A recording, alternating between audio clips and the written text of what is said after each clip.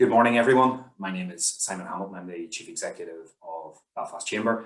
It's my pleasure to welcome you all to today's second in our Re-Energising Belfast series, which is delivered in partnership with Carson McDowell.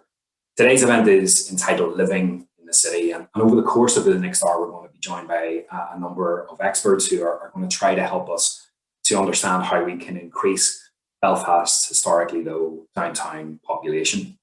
Cities around the rest of the UK and Europe have much more densely populated city centres than Belfast does, and it has been a weakness in our city that has been exposed during the current pandemic. Belfast Agenda has set a target of increasing the city's population by 66,000 by 2035, with the bulk of that growth being targeted for central Belfast. So today's event is going to explore this issue and address some of the challenges that Belfast will encounter in trying to meet that ambitious target. But before we start, I mentioned that Re-Energising Belfast is delivered and supported alongside Belfast, leading Belfast law firm Carson McDowell. And I just want to hand over to Dawson McConkie, Head of Real Estate at Carson McDowell, to say a word of welcome. Thank you, Simon. Good morning, everyone, on a lovely sunny Friday. It's great that you're taking the time to join us, and we really appreciate it. We're very excited, Carson McDowell, to be partnering with Belfast Chamber in this Re-Energising series. And if you watched our first one on offices, you'll have hopefully been impressed by what you saw. And as we continue to look at the city centre and the direction of travel that we want to take, as Simon has said, a key component of that is going to be getting more people living in the city centre. The council has set a very ambitious target there as part of the Belfast Agenda, and today's presentations and discussions will hopefully give us some ideas as to how we might help to achieve that. So hopefully you'll enjoy it. If you have any questions, please feel free to submit them as we go, and back to you, Simon. Thanks, Dawson. We know that this is a subject which interests a great many of you, and later on we'll be discussing some of the themes that emerge during our different presentations. So please, as Dawson has said, make use of the question and answer function, which should be at the bottom of your screen, and we'll try to ask our panel as many of your questions as we can. To start us off and to set the scene a little and give us a better sense of the scale of the challenge that Belfast faces, our first speaker this morning is Colin Mounstephen, who is a director at Deloitte in Belfast. So Colin, if you could give us your presentation, that would be great. Thank you.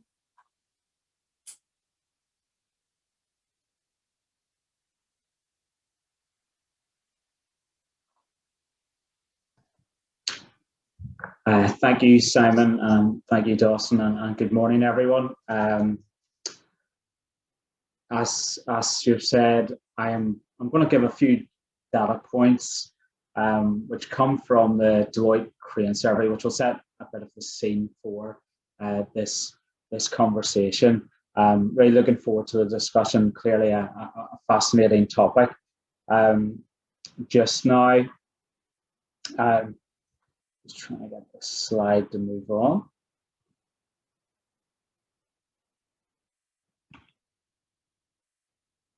Okay, so you might not have heard of the Deloitte Belfast Crane survey. This is a publication that we've been doing for 5 years. It's a tool really for charting the change in the city centre, and we don't do it just here in Belfast, but we actually do it in other cities across the UK and Ireland, and it's obviously a fascinating topic. In Belfast, the Crane survey focuses on the city centre, covering from across Titanic, across City Quays, to Ulster University on the sort of northern edge of the city centre, down past the transport hub, down to Queens in the south of the city centre. We started doing this on the back of some work which we helped with in terms of setting a strategy for Belfast City Centre, which is back in 2015. We worked with a Canadian called Joe Burridge, who came over, and I said, the city centre is one of the most important places within the region. You've got to pay attention to it. And obviously, Many in City Council, having commissioned this support, were very aware of this, not least because it provides so much rate revenue, which supports and allows for investment in other parts of the city, but also because all the signs of change and the need to change within the city centre were already emerging at that point. The strategy then set out key principles. So developing the residential population was central to that, but also the employment population, learning and innovation, tourism, and others. The Belfast agenda, which was mentioned, followed, and it set citywide targets around several of these as well. So the Crane survey has allowed us to track developments that align closely to those key principles. So think of the employment the employment population and office, learning with educational developments. So we were tracking these things against these key aims for the city. So what has happened in the last 5 years? Well, a lot. The city has actually been very successful in developing against many of these key sectors, great collaborative team efforts to do things which at the time actually felt very ambitious and for some really quite difficult to see how Belfast would make so much progress. So in terms of office space, again, many high quality grade A office developments have been delivered. In 2020, our survey found that there was about 1.3 million square feet either developed, either in construction or completed during the year. Higher education, we've seen big investment at both Queen's and obviously with Ulster at their new campus at York Street. Student accommodation, almost 3,000 rooms in purpose-built student accommodation, again a new sector coming to the city and developing it during that time. Hotels, a real wave of tourism obviously, and a real growth industry in the last number of years, and that saw a real boom in hotel development, both new hotels and expansion of current ones. Retail, that was understandably modest is the way I've put it here in terms of developments there, very much in line with probably what is expected given the wider context for high street retail. Residential, again, there's probably an expectation and a hope, and obviously a very much a central theme in terms of the strategy. Yet there's been very limited sort of development, limited numbers of developments, and then even in terms of if we talk about the total units, we've tracked about 300 units completed since 2015, and indeed in 2020 there were no new developments found within our survey. So it feels like a bit of an outlier alongside the successful progress in these other sectors. So if we look at how Belfast city centre residential story compares with other cities, Simon has already alluded to this. We were able to do this through the Crane survey and through it tracking the same evidence base in other cities. It's fair to say the cities that we've named here, some of them are much larger. However, I think the scale of the difference is apparent. In Belfast, this here is a sector that hasn't yet taken off, whereas in cities across the UK and indeed in Ireland, there's been much progress in terms of providing homes and building city centre population within them. And not just in the cities named here, but Glasgow, Newcastle, Nottingham, Sheffield, much progress and development around sort of that point of city centre living. So where do we go from here? And some positive thinking in this context. I think what one of the previous slides shows is that the city has been actually quite successful in developing sort of many sectors, and indeed sectors which people would have questioned the viability of doing that at the time. Yet we have, in terms of the great effort and teamwork within the city, attracted investment, in terms of those offices, the purpose-built student accommodation, hotels, etc. Secondly, there's a continued policy focus on this here. So there's very much joined up thinking, collective understanding of how important this is to the city, perhaps even clearer now, given the pandemic, given what we know about some of the challenges that have been accelerated in relation to the city centre. There's also a pipeline with many interesting, diverse developments, albeit at early stages, and that are there. So we're not starting exactly from scratch.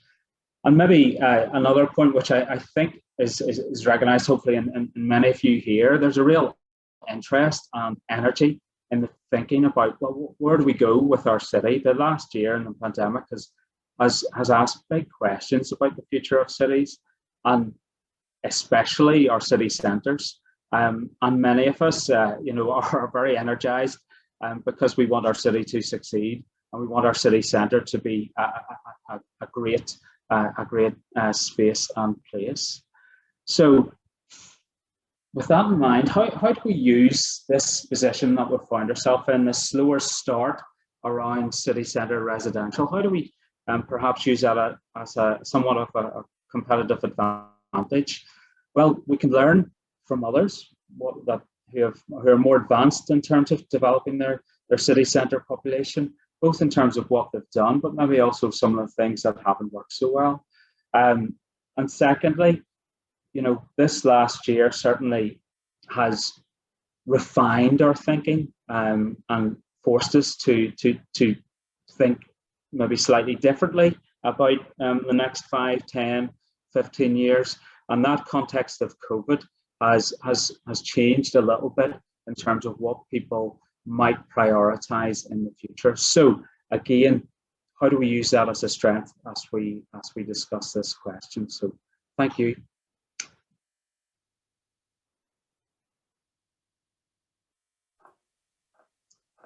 Simon? Thank you, Colin. Just mastering the technology there and starting my video, so apologies for that. Colin, that was a really, really useful, I think, scene setter, and it does show that the scale of the challenge. Whilst there's a big ambition in Belfast in terms of residential, there's a long way to go. So thank you for outlining that really good work that Deloitte has done and being able to kind of track progress, not just in residential, but right across a range of different sectors. So our next presentation is from Martin Mallon. Martin is property development manager at South Bank Square. They are taking forward an exciting new development on Great Victoria Street called Grattan. So I'm going to hand over to Martin now. Martin is going to give us a run through a project which I'm sure we'll all agree once you've seen it is a really, really exciting new proposed residential development for the heart of Belfast. So Martin, over to you.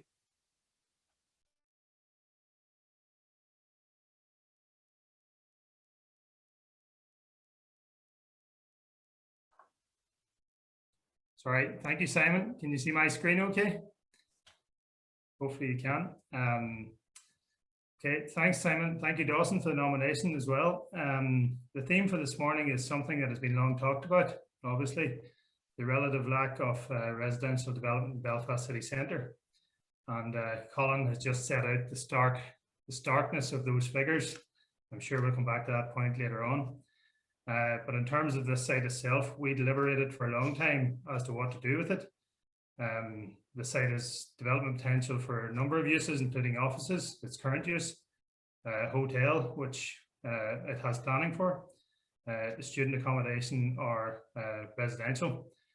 So we decided at this time last year to push the button on plans for a new build to rent development.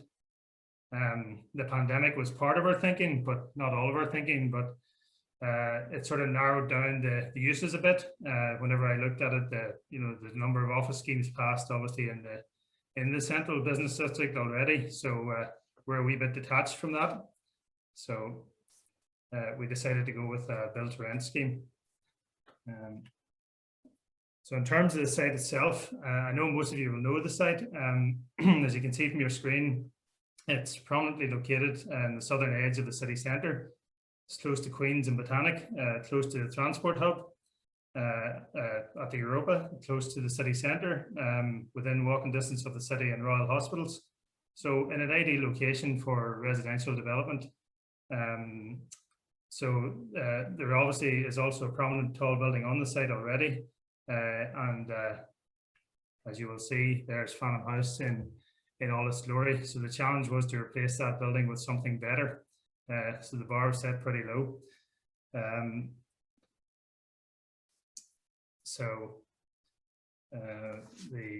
terms of the planning history of the site itself, so Fanham House, the existing building is about 46 metres in height, as you'll see in the previous slide. The site itself has planning already for a hotel development of about 50 metres, which is the hotel on the screen at the moment. That was granted in about 2012. So about this time last year, as I say, we embarked on a pre-application process with the council based on the build to rent development that we were planning to have. So our plans have been, we then proceeded to a community consultation later on at the later part of last year. And as part of that, our plans have been very well received. And we've got lots of positive comments both during and after the community consultation. We intend to submit a planning application shortly, and we'd hope for a quick turnaround in that approval, considering the amount of time that we've spent with the planners already. So in terms of our vision for the site, the vision was to create a state-of-the-art 21st century building to replace the eyesore that is Fanham House. We wanted to encourage and contribute to the drive for more city centre living in Belfast. We want to tap into the build to rent sector, which is emerging as a huge asset class across the UK and Ireland. We wanted to help rejuvenate the Golden Mile, and our brief to the design team was to design a landmark building, a landmark tall building that would be suitable for this gateway site. So the design team went off and analysed both our site and the wider surrounding area. As you can see from the graphic here, there's an emerging cluster of taller buildings within the southern area of the city centre. The existing Fanham House building is a key focal point, and we had originally planned a building of about 70 odd metres, but however we've refined that a fair bit following the early pad discussions. So our vision for the site was evolving, and the architects got down to work with the existing building, the previous planning consent on the building, and looking at how we could refine that and come up with a high quality building for the site. So as you can see from the graphic here, our vision evolved, as I say, and they introduced features like a double height colonnade feature to the ground floor level. We wanted an impressive entrance to the apartments, so that evolved as well. We aimed to step the heights of the various blocks within the development. So with the taller element, as you can see, emerging on the corner of Great Victoria Street, and then stepping down to both the Dublin Road and towards the city centre. The architects introduced some vertical articulation to the tower, and we intended to use a variety of materials in terms of facade treatment. So as you can see here, the surrounding area is predominantly red brick. So we decided to go with a red brick to the lower elements of the building, and a white contrasting tower element on the corner. There was a Stonehenge detail, which is the open detail at the top of the building, introduced to provide both a slenderness to the tower and provide protection for the roof terrace. So the design evolved even further, and our concept for the Grattan then started to emerge. At this stage, we were at a 20-storey building with 200 apartments, and we're now looking at something like 18, 19 stories with around 180 apartments. So I think it looks great, and hopefully those of you watching in think so as well. We hope that this development will encourage a wider regeneration of Great Victoria Street, which is in bad need of regeneration at the moment. And the development, whenever completed, will add significant investment value to the city. We hope that the building will provide an iconic visual link between the Queen's Quarter to the south and the Linen Quarter to the north, for those of you who know the geography of the area. So where did the name come from? This is a question I've been asked repeatedly over the past 6 months. The building at 110 Great Victoria Street that you see in the picture there was previously home to Grattan's aerated water factory. The building on the screen was built in and around 1885 by Grattan's, who were a firm of pharmacists who were established in the early 19th century, and they seemed to gravitate at some point towards the fizzy drinks market. So they produced ginger ale and mass exported it to the Americas, the United States and Canada in the late 19th century. So back then, Belfast was a mass producer of ginger ale, and it's now a renowned producer of gin and gin drinkers, some people would say. So there were a couple of notable former employees of Grattan's as well, just to give you the historical link. Was a John McLaughlin, who was a native of Canada, who went back to Canada to produce his own ginger ale, and that subsequently became the Canada Dry Drinks Company. And Thomas Cantrell, who left Grattan's in around 1850 to set up his own company, and he also produced his own ginger ale and later formed Cantle and Cochrane, or C&C as we now know it. So an amazing success story. And the striking image from the photograph is not of the parade, which is going down the street, but if you look at the buildings and look how busy the street is, and we compare that to today, we need to get back to those types of streetscapes and see people interacting in the city centre. So we just have an image here of an artist's impression of what the building was to look like, and also our branding imagery, which we've come up with for the development. In terms of the proposed scheme itself, as I say, it's 19 stories in height.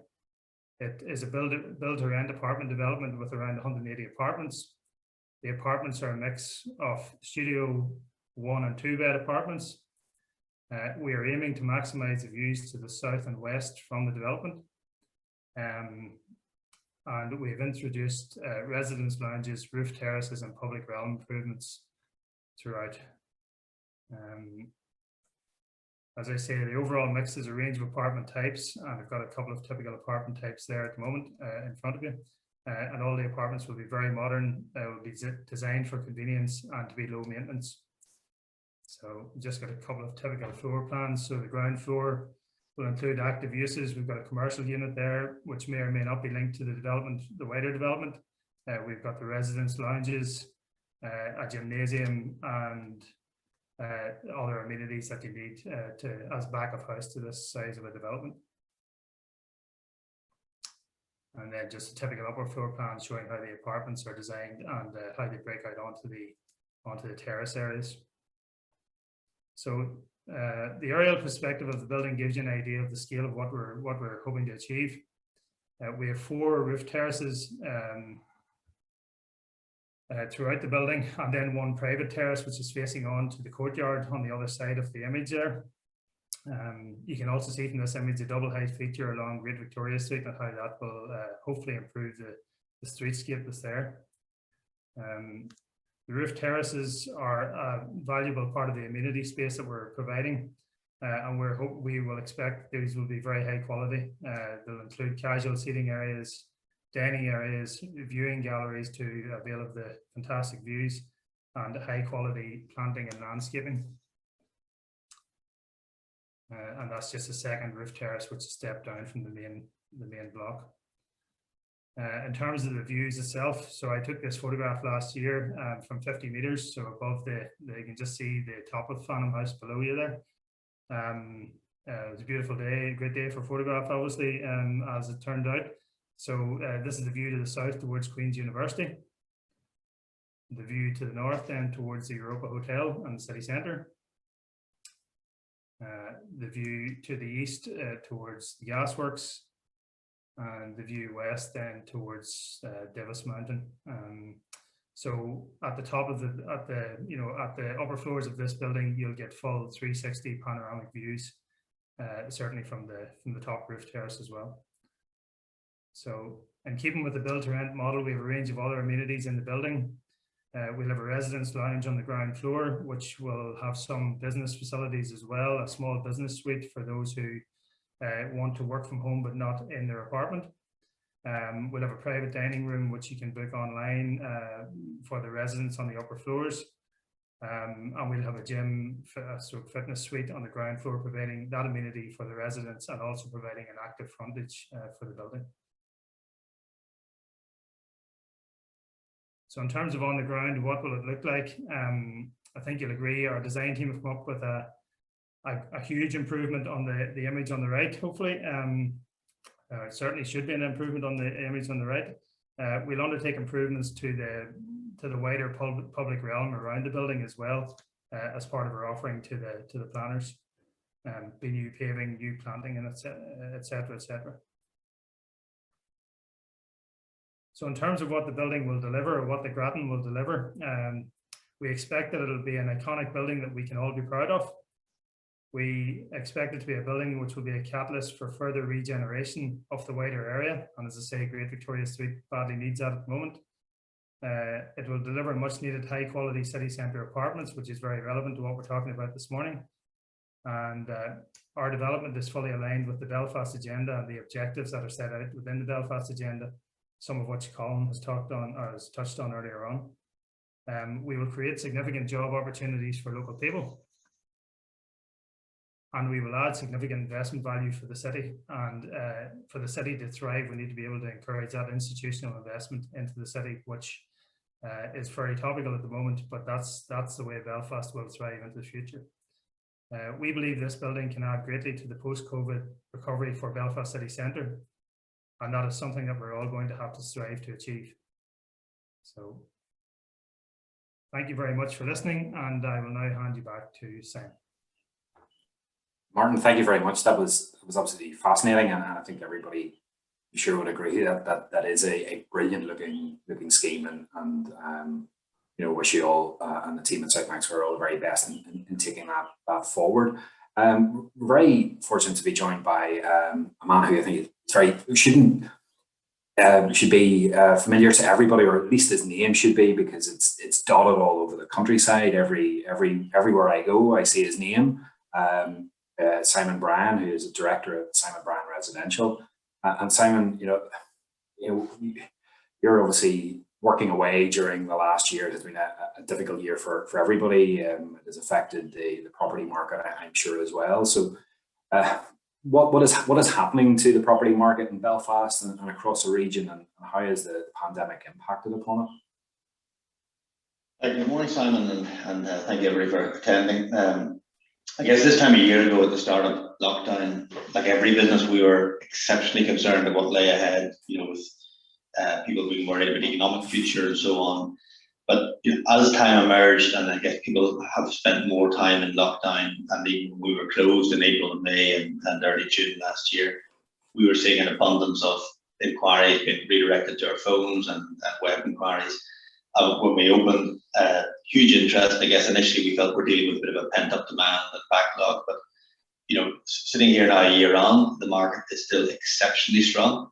In fact, in Q1 of this year, we probably our busiest quarter since we started, with over 600 sales in the first quarter. And the people's rationale for moving is, they've never really spent as long in their own home during lockdown. So the reason for moving and the buoyancy in the market presently is really people making lifestyle choices. And it's given them a lot of time to think about what they want. And that's really what's fueling the demand at the moment, that, they want, a bigger apartment, they want more outside space, they want to relocate back home from England, which is a big sector. In fact, in 2020, our sales to people from outside Northern Ireland returning home to live was up 150% on 2019. So we're seeing a huge amount of that, of people deciding to come back to live closer to family. Cost of living, schooling is excellent in Northern Ireland.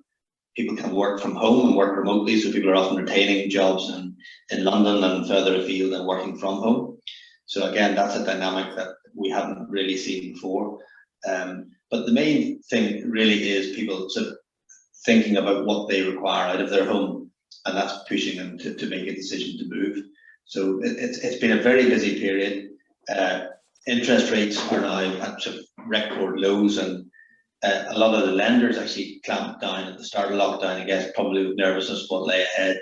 But they've all returned to the market in the past 6 months. So there's very, very attractive fixed rate mortgage packages, which are encouraging a lot of people to buy. Now, conversely, with low interest rates for investors, that's not so attractive. And we're actually seeing, investors returning to the housing market, and apartment market, which is good. And it's not like, a 2006 or 7 investor market where people wanting to buy for a short-term gain. There are people looking at a long-term view on the property market, where they're maybe getting very little financial return on just banking investments, and so looking at property where they're probably getting a yield of 5 or 6%, and capital growth at 4 to 5% presently. The other dynamic was, we're seeing a lot of interest and a lot of viewing activity in property. It must be remembered, like Northern Ireland, to the last of quarterly report, is still one of the most affordable regions in the UK, with an average house price of 147,000. So, whilst we're seeing demand and competition at the moment, we're still working from a very low base, given the peak of 2007 and the drop to 2014, and the steady growth of circa 4% per annum that we've had from 2014. But we see it as, at this phase, as a sustainable onward demand, because people are moving for the right personal choices. It's not financially driven. It's that they want to move to a new home with a home office, with a bigger garden, etc. Yeah. And look, thanks for that, Simon. And Colin's presentation showed that there was no new residential starts in Belfast last year. But as we've seen with Martin's scheme at the Grattan, there are a few in planning or going into planning. Some have come out the other side successfully as well. And I know that you have been involved in selling some schemes in Belfast, most of which were to buy, the likes of FX building in Montgomery Street. Do you think there is a demand for more of that type of accommodation in Belfast city centre, whether that's to buy or build to rent? And Noel Brady has asked a question about that kind of exactly what you were saying in your answer to that previous question, about drift away, people making lifestyle choices and moving towards homes with gardens. But do you still see that there's a demand for that kind of city centre living with that sort of amenity space that's that the Grattan and other schemes like that have? Yeah, I think the drought of significant new inner city development is probably to do with just what's happened in the housing market. You've got to look at it like over nearly a 15-year period. The big schemes that evolved, of the Titanics, the bakeries, the James Close, the Ovals, were all 2004 to 2007 schemes. And, Northern Ireland had probably the biggest peak and the biggest trough going down to 2014.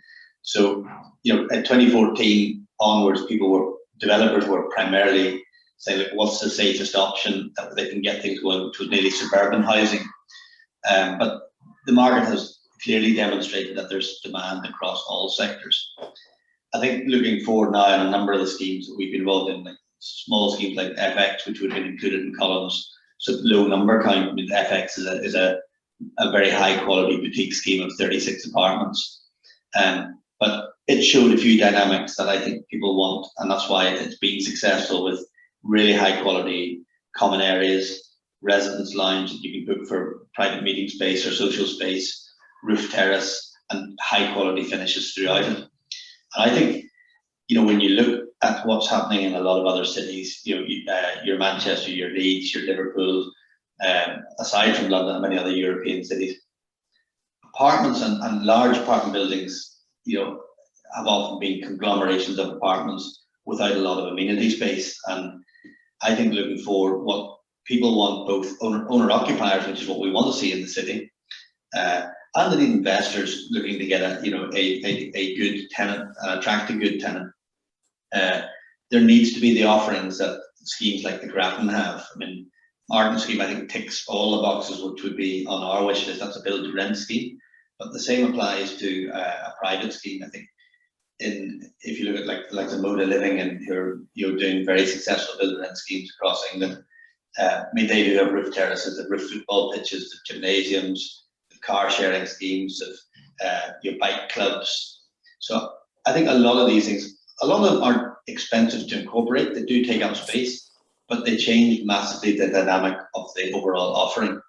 So I think looking forward for Belfast, which I've worked here for 30 years and I've seen the different phases of development.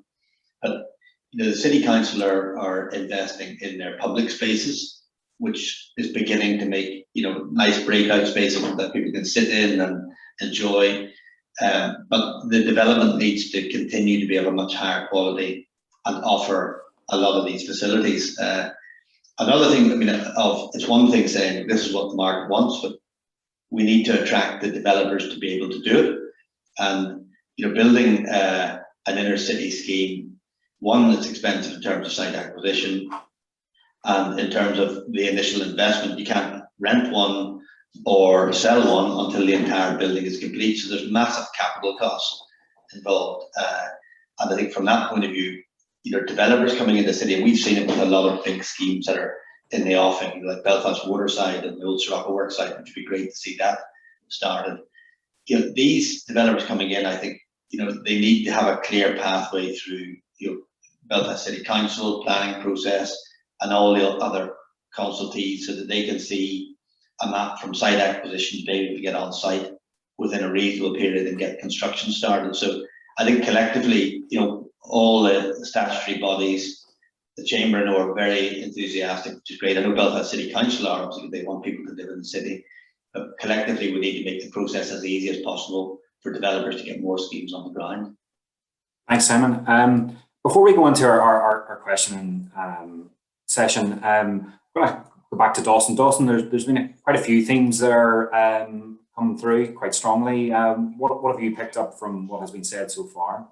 Yes, thanks, Simon, and thanks to Colin and Martin and Simon for their presentations, which were great. And thanks also, I see a number of questions coming through, which we'll have plenty of time to pick up, so that'll be good.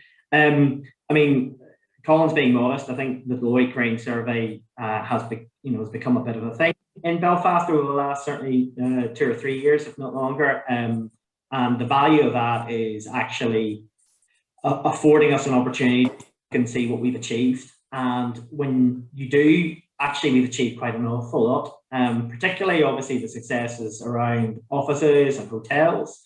But what's very striking is that city centre living is a missing piece of the jigsaw. Manchester is at a scale which is really not a fair comparison for us in many ways, but Leeds is. And when we see where Leeds is compared to Belfast, we can ask ourselves, why are we here? And I know that's one of the questions that's come in, which we'll pick up. One thing we have seen is student, purpose-built student accommodation coming through, and hopefully that will form part of the sort of direction of travel where people will be used to living in the city centre, will want to continue that post their student days, and the BTR sector then comes into play. And as Colin and I were talking last week, we went for a socially distant walk and we were talking about some of these things, and maybe our procrastination and our inability at times to make decisions has kind of helped us in this case, because we haven't headed down a particular direction only to have COVID hit us and then have to reverse back. Actually, we can, as Colin has said, we can look at other cities, see what's worked well, see what hasn't worked, and learn a lesson from it. In terms of Martin's presentation on the Grattan, it's a hugely exciting city centre BTR scheme that Carson McDowell are delighted to be involved with. It's 5 minutes walk from our office on Murray Street, and that part of the Golden Mile is many things, but Golden is not one of them. From there up to through Bradbury Place, and this could be a real catalyst to a much needed part of the city. And I think, Simon, one of the themes that I thought really picked in from our office session that we had last month was the need for quality. And so much of what Martin's presented really resonates with for example, the Rapid 7 office building at Chichester House. You're talking about quality amenity. You're talking about well-lit, well-thought-out space that will really encourage people. And it's what people are looking at, as Simon Brien has picked up as well. And the bringing in of the heritage of the Grattan and the history of the site. Belfast has a unique story. A lot of it is really good. We tend to focus on the negative, but a lot of it is really good. And it's great to see development opportunities like this that are looking to build and take our city to the next level. And in terms finally of Simon, I mean, yes, the residential market has been flying since summer 2020. We're very closely to work. We're very fortunate to work closely with the SBR team, and I know how flat out they are.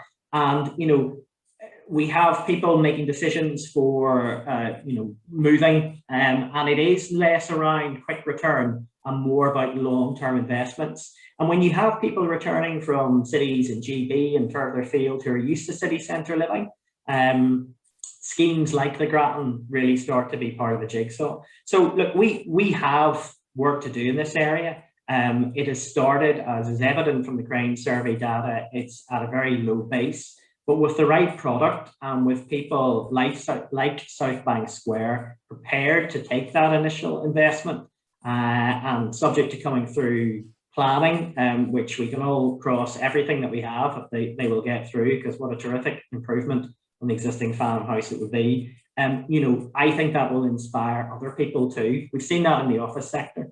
We've seen, people who have taken that leap of faith and built speculatively and been rewarded for it. So very exciting opportunities, Simon, and really good presentations to take us further in the discussions. Yeah, it's been very, very exciting presentations and shows that there is an interest. Colin's presentation obviously showed that there was a lot of work to do. Obviously, there is work being done, and that has been highlighted by what we've seen. So we've had a lot of questions coming in, and they keep coming in. We'll do our best to answer as many as we can in the next 15, 20 minutes or so. But I'm going to go first to Colin. And Colin, you'll not be surprised that there has been a question about for Martin McGee about what do you think is behind that low momentum in Belfast city centre. And one of the things that I keep hearing is issues around viability and land cost and issues around rates. And another factor that we've seen elsewhere in some of those cities that you highlighted is that the public sector, and particularly local authorities, get very much behind residential. Greater Manchester has had I think £400 million invested in thousands and thousands of units. And in terms of what do you think is behind that low momentum, and do you think that we need to, if we want to get to that sort of levels of targets that the city has, those ambitious targets, that we need a bit more stimulus in behind it? Yeah, it's a good question to understand how we release this, because there hasn't been a solid market yet in terms of in terms of the private sector playing a role in this.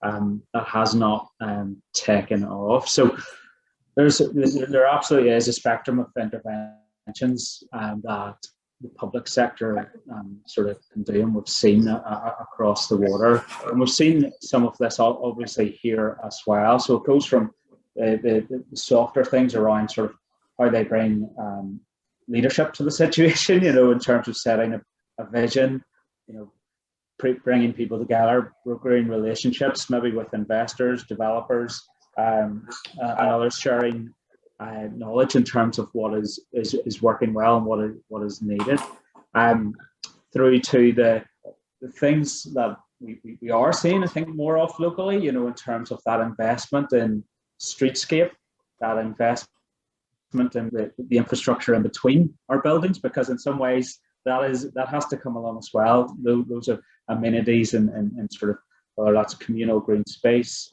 whether that's the investments in parklets or street cafes, and making those things happening as well in the city centre. They've got assets across the water, probably, like if we think about local government across the water, they would have more assets, but here they're spread out across our public sector a bit more. But if we think about car parks, if we think about underused buildings in the city centre, how can they be used in this situation? Can we collect them together and begin to look at some sort of opportunities to use those. I think what you're also referring to in some of those cities in England and Scotland and so forth is quite an active role in terms of borrowing and investing almost more directly into the development of residential, and playing a very proactive role in that. And I think we're in terms of some of these things, what we're seeing locally, certainly Belfast City Council has talked about its work with its partners, in Department for Communities, Department for Infrastructure. They're looking at some sites where they are clustering and bringing a development brief to bear, looking for mixed tenure. And that's, in a sense, that's quite bold and a really positive step. However, I still believe there's more in terms of a gap, because that will bring some sites and some areas, but the scale that we see across the water is bigger than that again. So that point of public sector proactively sort of playing its role sort of is definitely part of the building the momentum in this. Thanks, Colin. You mentioned mixed tenure and I suppose a wide range of people living in the city centre. And Martin, if I could come to you, there's a good question from Sarah McCarthy has come in around. We've seen a big focus on student accommodation, purpose-built student accommodation in the city over the last number of years, which I suppose in one sense might create a bit of a demand for build to rent in the city as a bit of a sort of a conveyor belt of that. And she's asking about other demographics of families, for example, older people. Dawson said earlier, the Grattan's 5 minutes away from his office. I thought you perhaps had your first tenant for the scheme there. So do you see a wider range of not just very, very young people who have graduated, but also families and older people? And I'm trying not to look at Dawson as I say older people there. Yeah. But and there's a couple of quite specific questions about the scheme. One from Andrew O'Neill. He's asking whether you're going to demolish or refurbish Farnham House. And Michael Stewart has asked, with a fair wind, when do you think that you will see the completion of the Grattan? Yeah, in terms of Farnham House itself, no, it has to be demolished. Unfortunately, it's long since past its used by and best before dates, I'm afraid. So no, it's a demolition and a complete new build development. Michael's question in terms of when will we start, as soon as we can get planning approval. So whenever that might be, we would hope that it would be in the latter end of this year. Realistically, I think it's looking probably like sometime end of Q1, start of Q2 2022. Maybe I'm not being too optimistic there, but that's a realistic timescale, I think, towards the middle of next year. In terms of demographics, the building will be designed to accommodate all ages. So the demographic in build to rent tends to be that younger demographic, which is sort of transitioning out of the student accommodations into their next place post-university. So that tends to be the demographic, but that's not set in stone. So we will design a building, or we are designing a building, which will be accommodating all demographics. And hopefully will encourage a wide spectrum of people back in. We are a bit constrained for space in terms of where the site is, obviously being slap bang in the middle of the city centre. But I do see a bit of a movement towards later living or retirement apartment schemes in England, and those tend to be bigger, larger apartments aimed at the downsizers market. So we will try and incorporate a bit of everything into our scheme, but maybe those sites, the more bigger regeneration sites, might have more of an opportunity to accommodate things like 3-bed apartments or apartments above 1,000 square feet, for example, which we don't have. Simon, the other thing I would just say in there, and this will feed into some of the seminars to come, we have to look at the city centre, and we have to make the city centre appealing. So we look at retail, and we're thinking of the challenges of retail, in a sort of online delivery world. We need to make coming to the city centre a positive experience for consumers in terms of the open spaces that Colin's alluded to, our green areas, what have you. those things will also help encourage people of all ages and of all demographics to want to live in the city centre. The other thing, Simon, just just to jump in. You're okay. In terms of viability, we need certainty.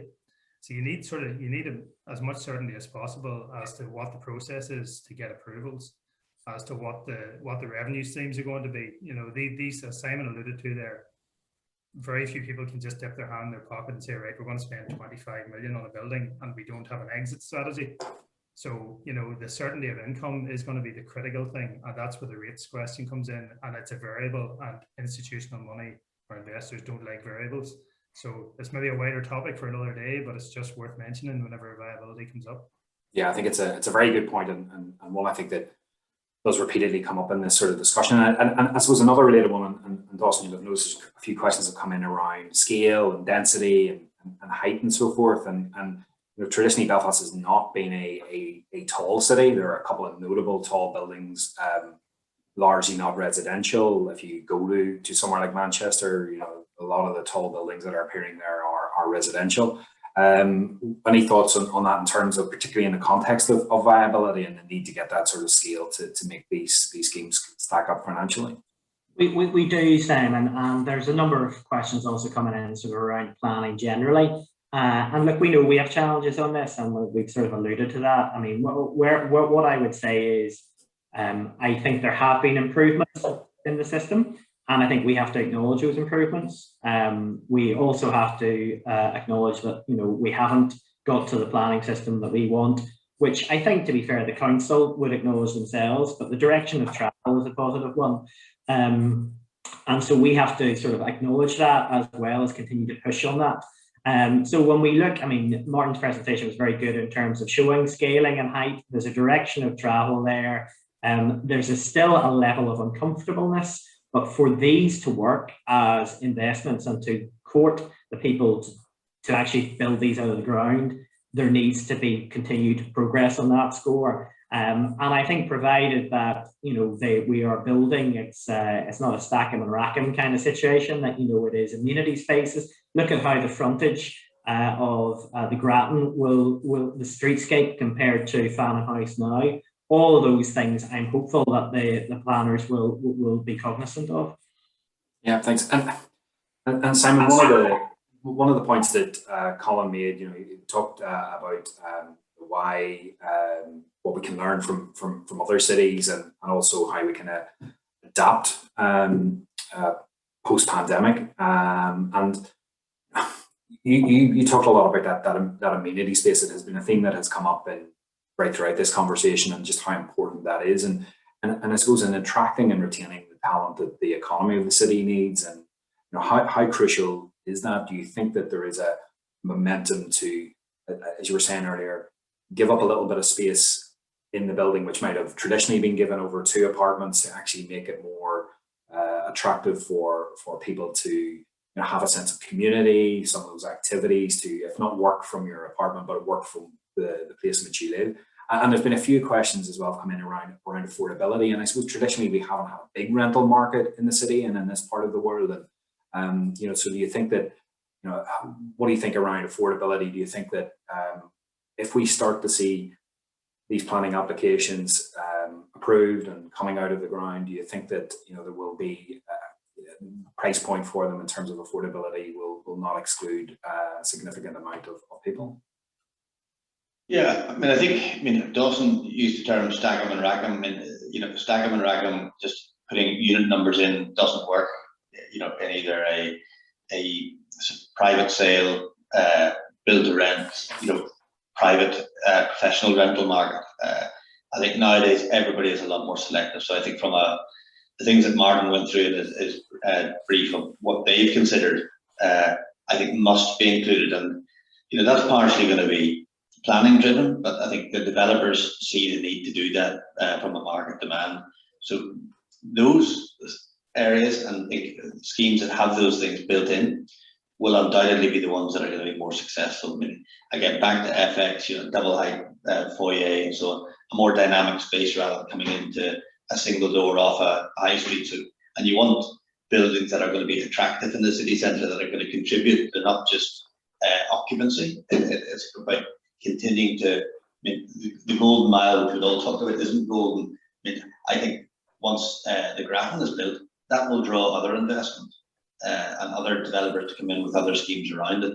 So, which will provide more of a community. At the moment, Belfast, after 6 o'clock at night, obviously, particularly in pandemic, but even in a normal world, there's not the buzz in it that there is in inner cities. So you need people living there to have round the clock buzz and occupancy.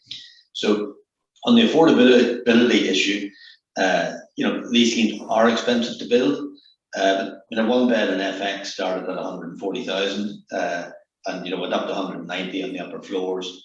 But for a young single professional person, that's an affordable unit, and in many instances maybe cheaper than renting. So it's in Belfast, prices, whilst at the moment there is good demand and there's a lot of people looking at individual properties, but prices aren't racing away, and I think that we're still moving from a low base. So I think affordability, and with global interest rates being low and with what's happening in the world, it's unlikely that interest rates are going to race up quickly.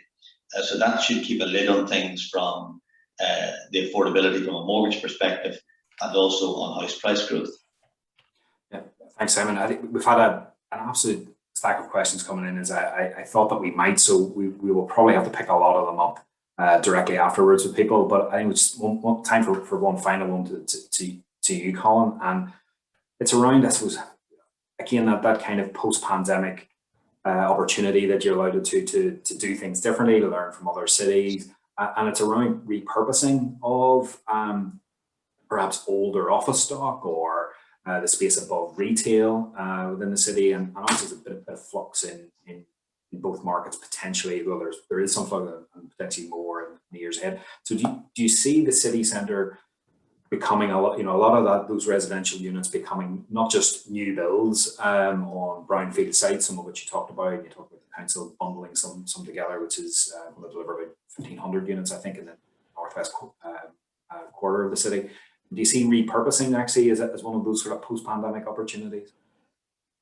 Thanks, Simon. Yeah, yes, I do. I think we know the nature of the city centre is changing. We know some of the buildings that we currently have are underused, and I imagine over the next 5-10 years that trend will continue. So there'll be opportunities to look at whether or not a building lends itself to repurposing, and obviously there might be planning issues there and cost issues, but it might actually be the best solution. We've done it in the past. You use old mills and so forth for residential now, so this will not be new. I think ultimately what we want to see is a city centre with several thousand people living here, a real population that's with a critical mass, with the amenities, so the building itself is one thing, but it's that wider environment, that neighbourhood effect that you want to develop around it. That's also important. So definitely they could be part of the mix, Simon. Thank you, Colin. As I said, there's lots and lots of questions, and I don't think we're going to have time to take them all, but we will do our best to come back to everybody afterwards.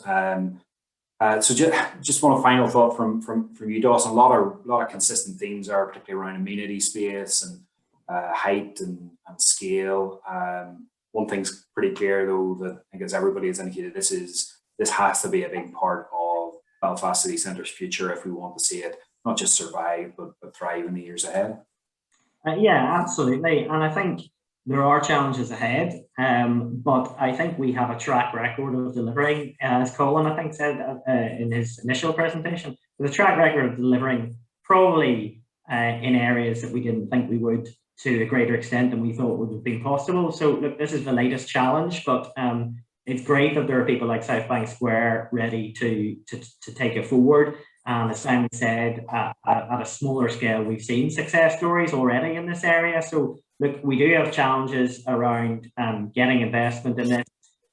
We do have challenges around likes of planning, etc. But there's a direction to travel now, and I think the Council's Belfast agenda shows how important this is for all of us. So yeah, this is, I mean, the number of questions, Simon, I think shows this is an area where people are interested and want to know more and want to continue the dialogue. So this has been a great part of that sort of ongoing discussion.